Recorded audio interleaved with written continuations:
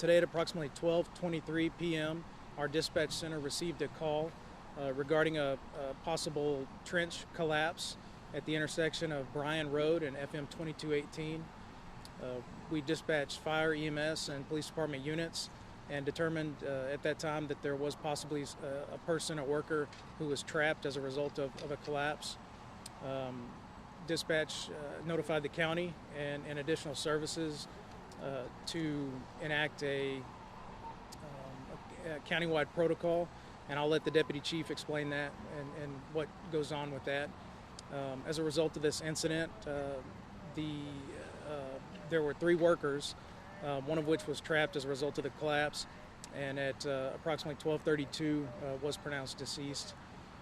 Family has been notified, but pending further notifications, we're going to withhold that person's information at this time. So I'm going to go ahead and defer to the deputy chief and let him cover the recovery operation and the details of that. Thank you. As Assistant Chief said, EMS was contacted this afternoon to respond to what was reported as a construction accident this afternoon. We had units on the scene within 5 minutes of the time of dispatch. We immediately identified the need to enact or notify the county technical rescue team, which has members from the Missouri City, Richmond, Rosenberg, Stafford, fire departments, as well as a member from EMS.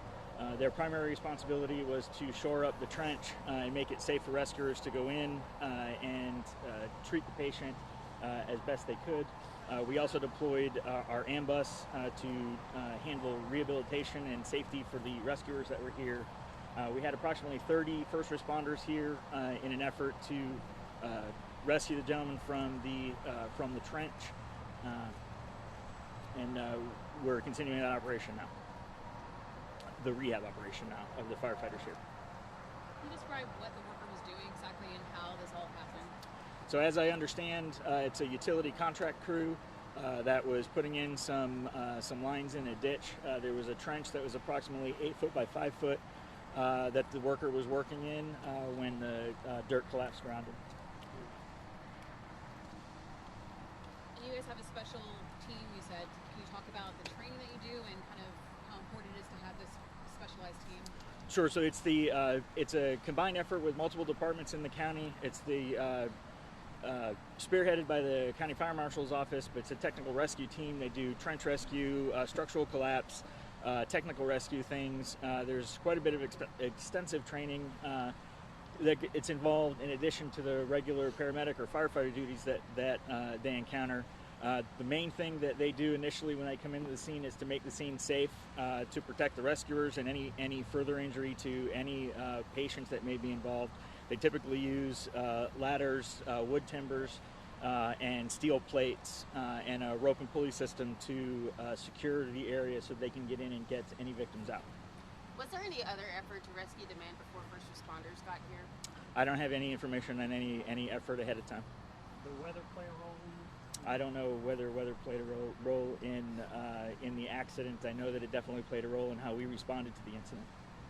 Was the trench properly shored up as they were working on it? Yeah, I can't speak to what the organization's policies are on how they what their safety rules are in their operations. You said one fatality?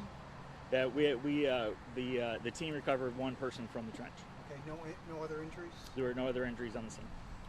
And what else? And it was 3 men that were working? As I understand, it was a 3-man team working on the project. Do we know a little more about the victim, age, nationality? Yeah, I can't speak to any of that. I don't know if the assistant chief can help me. Yeah, I don't have any other information at this time. It's dangerous work, though, it seems. Yeah, it's very dangerous work to be working in a trench. Anything can happen. Dirt can move very quickly, especially when it's wet or if you're working in loose sand, which is why we take safety very seriously when we respond to these incidents, which is why we had almost 30 first responders here to make sure that we were safe in what we were doing as well. I know you said you're not going to speak to the company then and how they shored the ditch up. But is this part of the investigation, or you will look at that and see, if the companies did do things right, and to that end, can they be later held responsible? Yeah, I can't speak specifically to the investigation, but I can tell you that the Rosenberg Police Department is the lead agency, and they'll be investigating what happened here. And I'll refer any of the questions on the investigation to the Rosenberg Police. And Can you speak to, like, sure, as an ongoing investigation, there's not a lot of information we can share right now. We did contact OSHA. That's part of the company's responsibility to let OSHA know that that incident has occurred within a certain amount of time. As far as we know, all these protocols are being followed right now. So, I saw TxDOT out here, but they just Yeah. subcontracted through TxDOT, or? no, from a telecommunications company. So TxDOT came out as part of the response. And obviously, you know, it's a tragedy any way you look at it. You know, our hearts and our prayers go out to the family of the person that was injured and the extended family of their workers and that have been exposed to obviously a tragic event. So. Thanks.